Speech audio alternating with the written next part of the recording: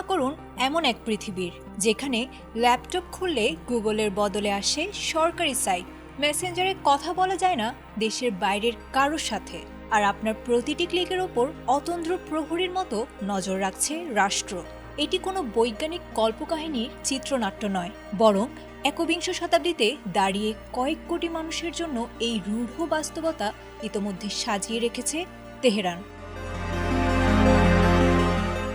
বৈশ্বিক ইন্টারনেট থেকে স্থায়ীভাবে বিচ্ছিন্ন হয়ে সম্পূর্ণ নিজস্ব এক ডিজিটাল দ্বীপে পরিণত হওয়ার চূড়ান্ত প্রস্তুতি নিয়েছে ইরান। আন্তর্জাতিক সংবাদ মাধ্যম দ্য গার্ডিয়ানের সাম্প্রতিক এক প্রতিবেদনে উঠে এসেছে এমনই এক চাঞ্চল্যকর তথ্য।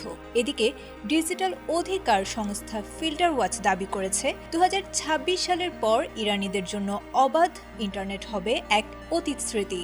সরকারের নতুন পরিকল্পনায় ইন্টারনেট আর নাগরিক অধিকার নয়, বরং এটি হবে বিশেষ ছাড়পত্রপ্রাপ্ত এক সুবিধা। এই ব্যবস্থাটির নাম দেওয়া হয়েছে ন্যাশনাল ইন্টারনেট, যেখানে সাধারণ নাগরিকরা কেবল রাষ্ট্র অনুমোদিত দেশীয় সার্চ ইঞ্জিন, মেসেজিং অ্যাপ এবং স্ট্রিমিং সেবা ব্যবহারের সুযোগ পাবেন। অন্যদিকে কঠোরভাবে নিয়ন্ত্রিত বৈশ্বিক ইন্টারনেট সংযোগ পাবেন কেবল নির্দিষ্ট কিছু সরকারি কর্মকর্তা ও নিরাপত্তা ছাড়পত্রধারী ব্যক্তিরা।